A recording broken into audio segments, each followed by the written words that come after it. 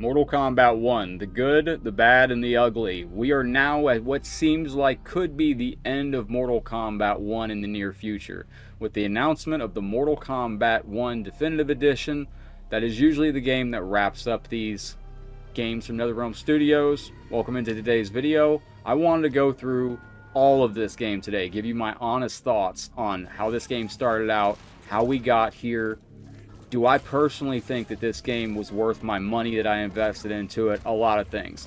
Welcome into the video. If you're excited, hit that thumbs up. Appreciate you coming to check it out. Without further ado, let's jump into part 1 of the video. Now, we're going to start with the good. Now, first things first, this roster is absolutely incredible. One of the best rosters I think they've ever had since Mortal Kombat 9. You have all your ninjas back. You have Katana, Melina, Tanya. I mean, you have Ashura, who I've been asking for a long time.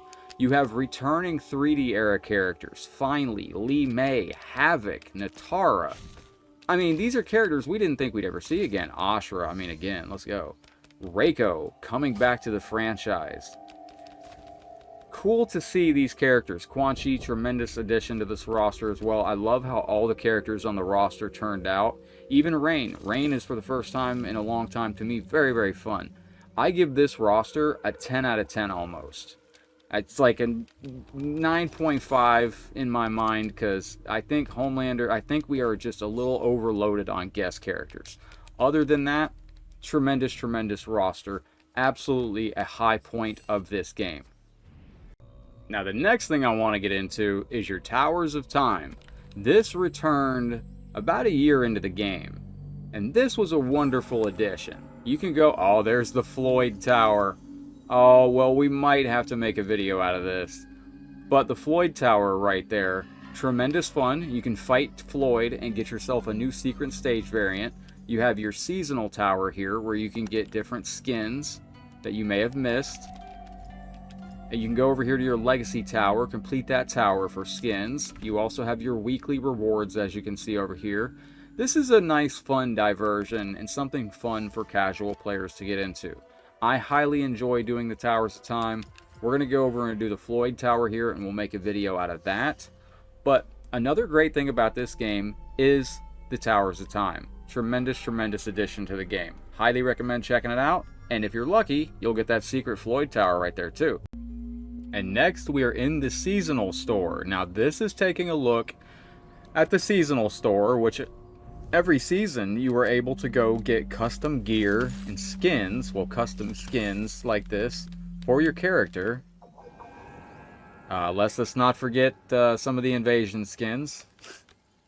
You could also get some extra brutalities. I did like this. I thought this was a good addition. I actually have some I currently need to purchase. I will go ahead and get the Cold Stalker skin. So this is purchased with in-game currency that you get from playing the game. Big fan of that. I would love to see more of that come in. And this will take you a ton of time to unlock all this stuff for every character. Nice, nice, nice section where you go in and just upgrade different skins and get different brutalities and things for your character. I did enjoy this, and I would like to see this return as well. So that was a good thing on this game. Now we get to the fighting of the game. This is the real meat of Mortal Kombat 1, and in my opinion, this is one of the most creative Mortal Kombats that they've ever made. We'll go over here and get, let's get Sub-Zero. YouTube sometimes doesn't like people on fire. YouTube, or excuse me, we'll get Reptile here. Yeah, YouTube isn't a big fan of people on fire sometimes. We'll just go double this. So, depending on who you pick for your cameo, it drastically changes how this character plays. Now, I look at these like variations. As far as this game goes, you have your base roster of characters here. Then you can go in here and you have 21 different cameos. But I'm looking at this as like variations. So, if you look at this like you have 21 different variants of Sub-Zero, because what you're really doing is adding special moves to your character. Like I picked Cyrax, I can go ahead and now access some cool Cyrax moves while playing as Sub-Zero. You know, if I want to call out Cyrax like that, I can. You want to get a Cyrax net, you can get that. You get access to a meter drain. You can do so many things with that, and I don't know if we'll ever get a Mortal Kombat this creative again. I liked the variation system in this because it was the cameo system, and I did think that it gave us a lot to work with. So I enjoy the creativity of the fighting in this game 100%. And if you want to go in, you can customize your cameos a little bit. I thought the customization on this was goodish. We could have had a little bit more, but it was good. We do have some really good skins, like MK1 Cyrax for the cameo. And then you got some different things in here. You have MK1, Elizabeth Malecki Sonya. You have UMK3 Sonya. So you had some good customization in this. Also, I will show you the character customization. Some amazing skins on this game. The ninjas getting a lot of love. So that's Scorpion stock right there. You have the Deadly Alliance skin. You have the UMK3. You have the MK95 movie. You have the new Mortal Kombat movie. You have the MKX skin. This is a wedding skin from In Story. You know, there was some cool things and then different color variants for each one. So customization was goodish. I will give it that. Between the character customization and the ability to have 21 different cameo choices or variations, cameos being kind of like variations, I thought the fighting was pretty much one of the most creative that they've ever done. So I personally really enjoyed the fighting in this game. If you're into spending time online and playing with live players, I recommend this game. I think it's fantastic. And now we're on to the story mode. Now I thought story was good. For what it was, it's a good story. Spoiler alert, there will be story spoilers in this video, and I'm about to get into them now. So we find out that Mortal Kombat 11 ended with Shang Tsung and Liu Kang. It caused a rift in time or some kind of time shenanigans where Liu Kang's universe was created. Shang Tsung's universe persisted. So the old timeline's there. There's new timeline for Liu Kang, and everybody's got a timeline. There's millions of timelines. The story is the conclusion to the Mortal Kombat 9 reboot of the franchise. So all the way back in Mortal Kombat 9, it rebooted the game series and it told us the story of Mortal Kombat 1, Mortal Kombat 2, and Mortal Kombat 3.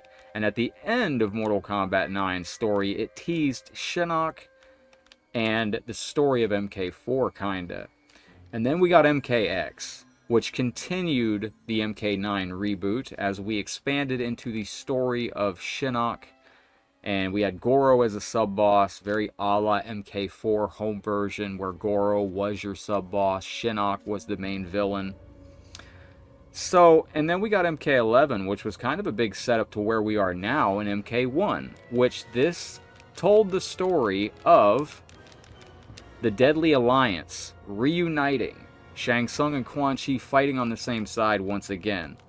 Then this game takes us also into, let me see if I can find it. I don't know if it's called this. It doesn't show it, but we find out the revelation of Damashi, the great deception of Damashi, which was the storyline of Mortal Kombat Deception. Damashi was misleading Shijinko to think one thing, and in reality, Damashi was Onaga. Well, in this game, we find out that Damashi is actually alternate timeline Shang Tsung. But, so we have the Deadly Alliance, we have the deception of Damashi, and then at the end of this game, we run up the Armageddon Pyramid right here. So this is the end of the game. You run up the Armageddon Pyramid. Really cool. If you're a 3D era fan, highly recommend this story. For me personally, it was incredible because you get to experience a lot of that 3D era lore. Now, Mortal Kombat's original timeline went from Mortal Kombat Arcade in 1992 up to Mortal Kombat Armageddon. After Armageddon, we got MK vs. DC Universe, and then we got the reboot with Mortal Kombat 9. So this reboot has been going on since MK9, and we just reached the Armageddon Pyramid, and we have finished it. So I don't know where we go next, but I know that the Armageddon Pyramid has been completed, so the MK9 reboot, in my eyes, has been finished. So I don't know where we go with the story from here, but now we're going to get to the DLC, Chaos Reigns. But for that, I'm going to see you on the next section of the video. This will conclude the good of Mortal Kombat 1. I'll see you on the next part, my friends. Mortal Kombat Chaos Reigns. This is the second part of the story, and in this story, Havoc is the main antagonist of the story, and it's a good story. It's not bad. It's just that I felt that at some points of this story, it felt rushed, and I felt some things could have been explained a little bit better. And also, it seemed to just end. Not really a good ending or a bad ending, just a unanswered ending. We don't have a Sub-Zero anymore. Sub-Zero becomes Noob Saibot. Noob Saibot was teased as a big element of the DLC story, and when we get Noob Saibot, he immediately gets ham sandwiched and is in a coma for the majority of it afterwards. And then we find out at the end he's locked in a mountain, and that's it. So Chaos Reigns was a little bit confusing for me, and that's where I didn't really understand where they were going with the story. It felt more to me like it was a kind of like a side project, or more of a alternate side quest in the game, and not an actual full expansion to the story or lore, because I don't feel there was a lot of impact with Chaos Reigns into the future of where we're going with the franchise. But maybe I'm wrong. We'll see. Time will tell. But that is the first part of what I think is leading into the more of the not bad, but the Chaos Reigns left me with some questions.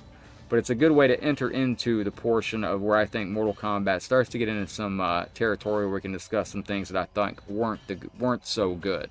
So, let's get into it. Alright, ladies and gentlemen, Invasions. Oh my goodness. If you grew up playing Conquest mode, you have many probably warm, fuzzy memories of Mortal Kombat. If you grew up playing Invasions, I don't know what you're thinking. This was a lot of fun at times. It's also very painstakingly, brutally non-fun. And just unfun at points, downright punishing at certain times. When this first dropped, it is a slog. It is more fun now as they've added different elements to it, but this was a slog when it first debuted. And each season is a different invader coming to the timeline, and you're going through and you're just moving from tile to tile. It is very... it's just a slog at certain times. It really, truly is. And I think it could be made better in time. Maybe they could add some elements from old games to it. Perhaps arcade mode from other games, MK games. Maybe imagine landing on a tile and you got to do a one round of Mortal Kombat arcade, or you got to do one lap of Motor Combat. Invasions, maybe change the camera angle to be more like the MK11 Crypt. I think that would be alright, but this is a slog of a mode, and I don't care how hard of a fan you are. One of the key issues with Invasions is that when you play it, your character grinds and becomes stronger. So by the time you get to the last Mesa, most fights are one round. In most fights, it will only take you 1 or 2 or 3 hits to just annihilate the enemy, and it's a lot of, you're just walking to the next tile, you load in, you watch the loading screen, then you watch the intros, which are sometimes even longer in Invasions, because I gotta load Ultra Armor, then you do your fight to get 4 hits in and your enemy to fall over, then you gotta watch the you win animation, and if you're trying to level up your points and stuff, you need to do finishing moves, which take even longer, and it can just be an absolute slog. But I do enjoy the hidden things in this. There are elements of this that I do see similar to Conquest. Like you have hidden chests that you have to go find. Some of those hidden chests have cool skins in them, you know. That's pretty nice. But for the most part, this is where I think I can see where this was meant to go. And On paper, I see it was like a really good concept. I just don't know in execution. I think some of what hurt this mode was all the loading. It's just a lot of loading in and out of tiles and stuff like that. But overall, I would be okay if we never saw Invasions ever again. That is my thoughts on Invasions. I don't have a lot of warm, fuzzy memories of it. I do enjoy Invasions, though, now, sometimes. There are some survive modes on this and some tiles that are absolutely sheer punishment, though. And absolutely sheer punishment. This is very reminiscent of the MK1 Challenge Tower, if you grew up playing that back in the day. So look at it that way. If you grew up playing the Challenge Tower, or if they could make this have some interesting challenges on it, like the Challenge Tower back in MK9, then it could be maybe a little more fun. MK9 had stuff like where you would be in a battle and you had to throw your arm at the enemy or throw your leg at the enemy, and you could only fight by throwing your head or your leg or something like that. So maybe they can make this spice it up a little bit somehow. I don't know. I didn't think Invasions was really it, but I see where they were going with it, and I think it was good on paper. I think in execution, I think it just didn't pan out. But that's where I'm going to say what I'm going to say about Invasions mode, and I probably won't ever cover Invasions ever again. Now we get to Mortal Kombat Online. This is the meat and potatoes of a Mortal Kombat game. When I think of a Mortal Kombat game in the modern day, I think of wanting to see this menu. To me, this is our entry to our arcade in the modern day. This is the door to the arcade. You know, we don't have arcades anymore. We got online lobbies. Well, we used to have online lobbies. We're going to get there. I think not having lobbies in a modern fighting game is bad. That's like, I hope there is a team of dedicated engineers working round the clock to crack the code, that whatever technology is needed, whatever this outworld technology is that we need to bring back lobbies into Mortal Kombat. Let's do it, because this is the entrance to the arcade. And when you go in, you're greeted with Kombat League, the Warrior Shrine, which is where the top 5 Kombat League players are. I mean, you got Tweety up here, you got Deadly Rebel, El Kukui, Maximus, Ryu Pains. That's great and all, but, who cares? You got Kombat League, which this is your... Oh, wait, hang on. I don't want to jump into Kombat League right now. But you have your ranked mode. I have no complaints about Kombat League, honestly. I think it's tremendous fun, and I do really like how it is structured on this game. You are character locked. You change your cameo, but you are character locked. Only cameo changing. But lobbies would fill this out tremendously. We do have a social hub. However, on the social hub, all you have is WB friends, and there's no way to chat with them. If there was just an extra little part of the screen here where we could have an open chat going the whole time where everybody on our WB friends list could chat, I think that would be absolutely incredible. But not having lobbies or online practice mode while in King of the Hill, on King of the Hill, we don't have a chat. We don't have online practice while in King of the Hill.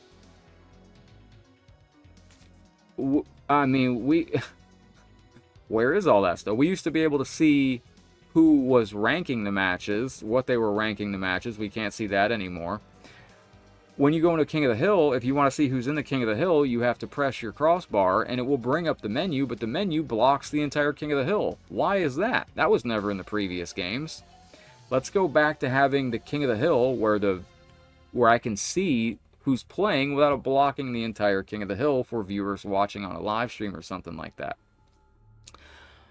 I think having that in the middle of the screen is a bad decision. And not having an online social hub, I think, is just bad in 2025. That is unfortunate. This is the entrance to our Mortal Kombat arcade online every day when players log in. And to not see a lobby system or a very robust social hub, perhaps just a chat on the social tab over here, an extra tab on the window where all the players that are online right now can drop a comment and chat with each other. Something simple. But lobbies on the next MK game would be fantastic, because not having them on this game, I think, was a mistake. But there's a reason for everything. We don't know what it is, but I miss them myself. So that I will put in the bad category. No lobbies, yeah, that's bad. Next up on our stop through the good, the bad, and the ugly of Mortal Kombat 1. This is more of a...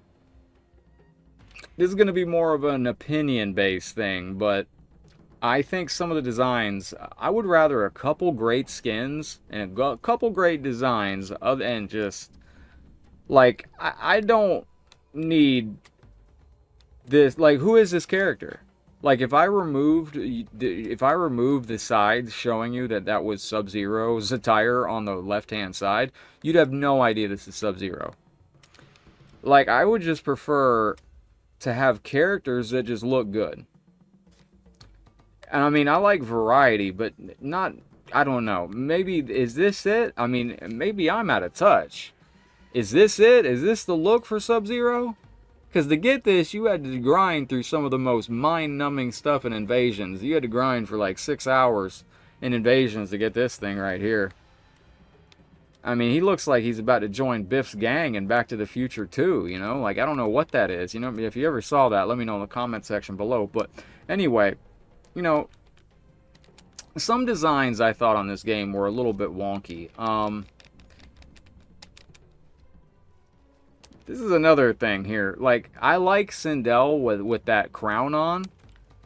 She, by default, has this metal on her face. Like, no matter what you do. And she doesn't have a no metal on her face option. Where's the maskless option? Where's the option to do without it? You know, it's just weird decisions like that. And for the most part, the designs in this game were beautiful. But I do think that some of the better skins in the game should have been ready at launch. I think that this game's, some of the skins that we got at launch, we didn't have the good UMK3 skin for Sub-Zero, or the Deadly Alliance Sub-Zero, or the UMK3 or MK1 or MKX. We had this skin, and we had Mohawk Dude. That was crazy. And, you know, we had Sub-Zero dressed up as Scorpion here, I guess. I don't know. Just, I mean, it's nice to have options. But again, quality over quantity is something I'd like to see in a future title. Maybe just not everything needs to be a skin. So I will say, personally, I thought some designs in this game were a little bit of an eyesore. I do want to mention, you know, when people are scrolling through social media, you want somebody to recognize your game. You want it to stand out, right? You want to be able to see Scorpion and Sub-Zero. So when you're scrolling through social media, or if you're scrolling through Twitter, or you're scrolling through Twitch, and, like, you see, like, I'm trying to just find it here. Like, you're scrolling through, and you see this dude fighting, this is Scorpion. So if you see him fighting the other dude I just showed, Sub-Zero, who looks just like this, it's unrecognizable. So I would kind of like to see them focus on making the characters look more like themselves in the future.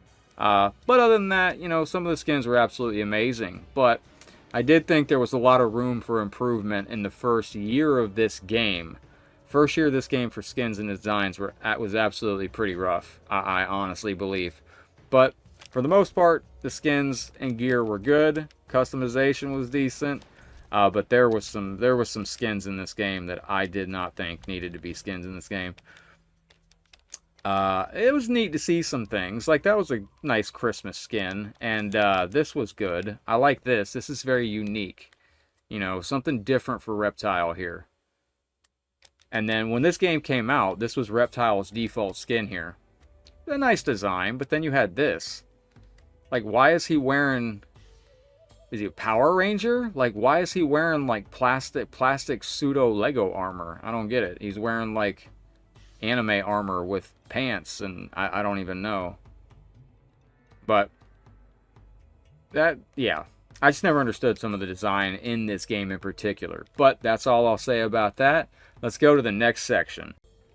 Alright, ladies and gentlemen, now we're up to the Shrine. Now, the Shrine, I don't know what this looks like for a new player. This replaced our Crypt.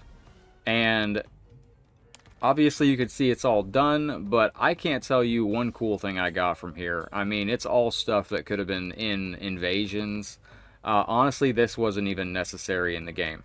Everything that you get from the shrine could have been obtained in Invasions. Don't even really know why it was there. It was a good implementation. I mean, it was. I see what they were going for. You know, an extra way to unlock things with currency, but you have a whole currency dedicated to that, and now it just stacks up, and that wasn't supported very long at all. I mean, your art and everything like that. This is another thing. This is a very standard bonus area. Your collection. You have character art, which is 1 or 2 pieces per character. Yeah, you get 1 piece of art for the DLC characters, and you get 2 for the regular roster. You get some environment art, which is nice. You get to see some artwork of the stages and different things. That is cool. The bonuses and stuff like that. I miss when we used to get stuff like bonuses showing the devs that worked on the game and in-studio picks and stuff like that. This is pretty cool, though. You do have your... You do have your, you know, you got music in here, too. I muted the music so you can hear it. It's very quiet music, okay. The Chaosium. Okay, but you got good stuff there. You got your ending movie, and you do now have all your Invasions movies. This was first sign that I think I had that this game was about done. When I saw these come in, I knew they were getting ready to be probably wrapping the game, because you can check out all your Invasions movies there too. So that is nice to see that that is in the game. And like I said, I miss the shrine. I miss the crypt. Also, we will do this as part of it. When this game came out, we're going to get into the microtransactions. This game was way too overpriced in microtransactions when it came out.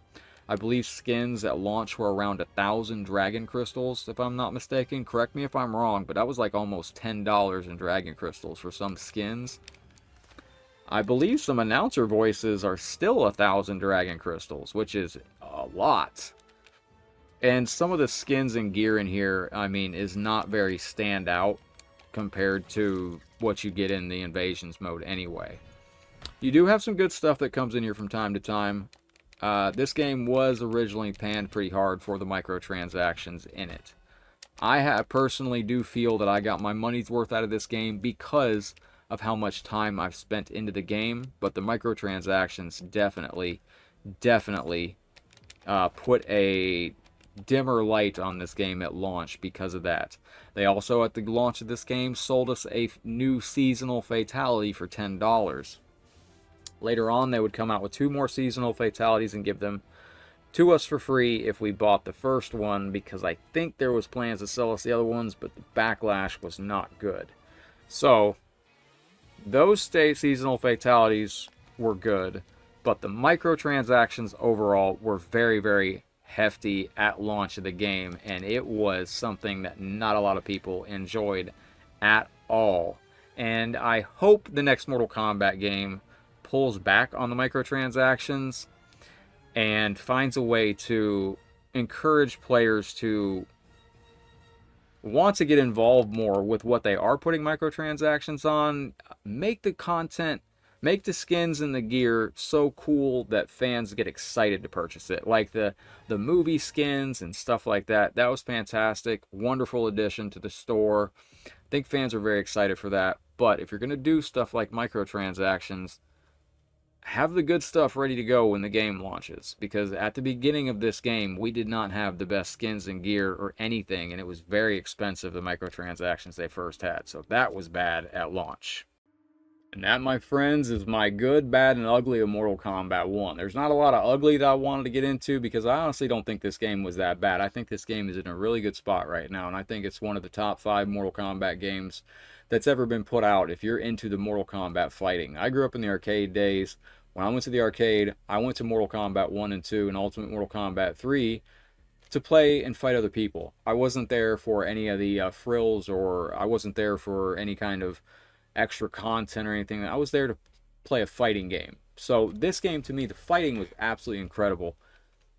It's just that this game had a very rough launch, and I think it became such an insurmountable hurdle, and the first year was so tough It just got such bad word of mouth right out of the gate. The one thing you don't want your Mortal Kombat game to do is get Mortal Kombat Special Forces heat right out of the gate. I've only seen one other game in history get this kind of heat as a Mortal Kombat game, and that was, there's been 3 in history: Special Forces, MK versus DC, and this game. And fans didn't react to this game very well when it came out. You know, we found out we had cameos coming, and it was going to be a tag assist based game, and fans didn't react to that very well. I don't think anybody asked for that. I think fans wanted a one-on-one game. Now, I do think that the cameos are, I look at it more like variations, that it's just the natural evolution of the variation system. I think this game was marketed wrong. If it was in my hands, I would have said throughout the 30-year celebration of this game, I would have advertised with every post they put on social media that we got a new Mortal Kombat coming out at the end of the year, celebrating 30 years of Mortal Kombat with a revolutionary new variation system represented by classic characters over the past 30 years, returning to battle alongside current characters and other classic returning characters. Perception is reality. You give the fans something to be excited about. Tell them you got a new 30th anniversary game coming. You got 3D era characters returning, classic characters returning, Cyrax and Sector. I mean, you have new versions of them. You have your classic versions of Cyrax and Sector out there. I think the game was just marketed a little bit differently than I would have done it. I think there was a way to sell this. I think there was a way to sell the cameos and present them a little bit better than just sliding it in and being like, here, by the way, it's going to be it's not going to be a dedicated one-on-one type game like you're used to. That was the first, I think, inclination that fans were kind of on the fence about it. But once you learn the cameo system, it's so much fun. I highly recommend Mortal Kombat 1. I think it's an absolutely amazing game. It is not without its faults. The story, you know, we've gone over a lot in this video. Story starts out great. Invasions, it didn't start out that great. And it's not finishing that strong, but it is in a good place right now. And I think there's a lot of fun to be had in Invasions. Personally, I would tone down some difficulty in Invasions on some survive things for players with accessibility issues. I know NetherRealm's always talking about how can they improve their accessibility issues. There is some stuff in Invasions that I think some players just won't be able to do. But, you know, Towers of Time, a great feature that returned. Unfortunately, that didn't come in until a year into the game. Your classic towers were fine. You know, versus local tournaments are nice. Tournaments did return in Mortal Kombat online on PlayStation, which is tremendous. But other than that, the shrine could have been left out entirely. I would have liked the crypt to return, but kind of the invasions mode is kind of like a crypt that you walk through. Just a weird camera angle. And if this game is done, honestly, we got a ton of content. We got animalities back in the game. I've played this game so much, it's insane. I've had a ton of fun on it. I do want to mention I might be biased. I've been an Ashra fan ever since October 4th, 2004, when she came to Mortal Kombat Deception.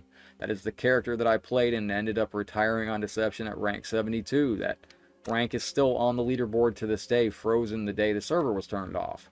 I was wanted Ashra back. She came back in the franchise, and I've had a hell of a good time playing with her in this game. So thank you to whoever put her in. To everybody that worked on this game, to the dev team, I say thank you. I've highly enjoyed it. I mean, you know, we don't know what happened behind the scenes. It's not for me to find out or know. I'm just here to present you with my thoughts on the game, my honest thoughts. I will say one thing about the game. When it comes to the characters on the game and Liu Kang's new universe, there was a lot of changes, and I think fans are hungry for their classic characters back. Like, Sub-Zero is now Scorpion, and Scorpion is now Sub-Zero, and then Sub-Zero turned into Sub-Zero turned into Noob Saibot, but now we don't have a Sub-Zero, and then Liu Kang rebooted the universe, but when he reset the universe, he turned Dairu into Havoc, so now there's no Dairu because he became Havoc, and when he rebooted the universe, he turned his friends Cyrax and Sector into chicks, which... like, why if it makes sense in the story, cool. But like, why is Liu Kang doing all this? Why would he do that? Like, what if Cyrax and Sector are like, tell me about me in the old timeline? And with Liu Kang, oh, well, you used to be dudes, and I thought I'd be Ashton Kutcher and punk you. Like, why would he make Dairu into Havoc? I don't, why would he erase one character from history? It's just, if those things were in the story and they made sense canonically as to why they were occurring, then I think the story would have been a little bit more fluid. But I just look at that and I'm like, okay, I just wish the changes would have been explained a little bit better as to, Liu Kang just rebooted the universe and it was in his hands to handle everybody's future, and he greatly messed with everybody. Why would Liu Kang make Hanzo Hasashi some not Scorpion? Hanzo Hasashi's not even in the game. Oh, he's in the game, but he's just a kid wandering around and too close to an area one day, and I believe his family has already been taken out. So Hanzo isn't even a playable character, and yet he's already befell utter tragedy in Liu Kang's new timeline. It's little subtle changes like that. I think fans are hungry for their classic characters back. I think fans are hungry for Hanzo Hasashi Scorpion.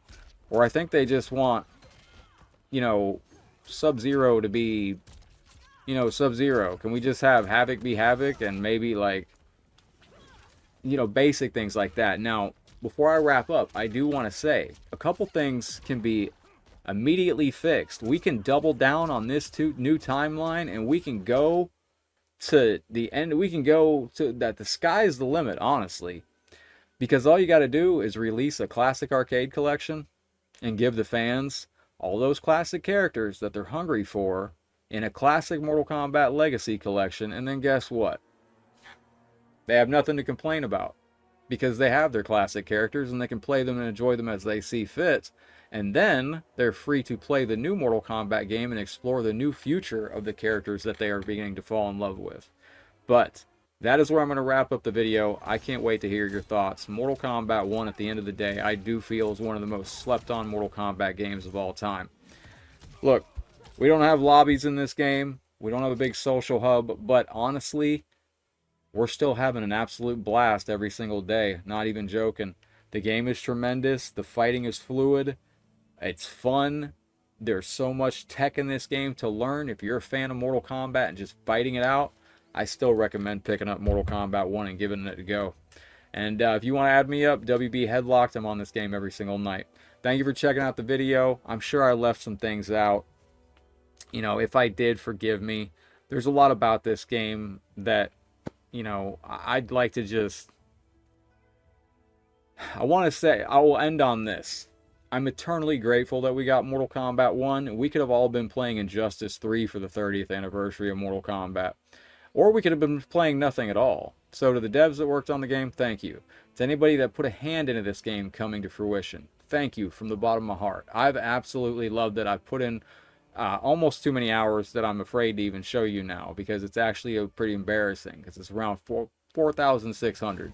But if the devs ever see this, or anybody from the NRS or team that worked on the game, hell, nothing's perfect in this world, right? And we don't know how we got here, but I'm glad we got here with Mortal Kombat 1. And as far as the fighting goes, which is what I'm here for personally, it's amazing. I think it's some of the most fluid fighting that they've ever had. And as far as creativity, I think also one of the most creative fighting games they've ever done. And I really don't know how they top that.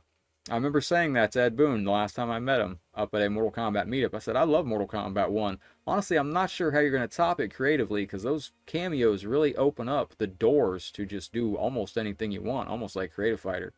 But thank you for checking out the video. Let me know your thoughts below. Again, I'm Headlocked. I'm just a lifelong Mortal Kombat fan. I've been around since 1992 when the first one came out. I was 11 years old.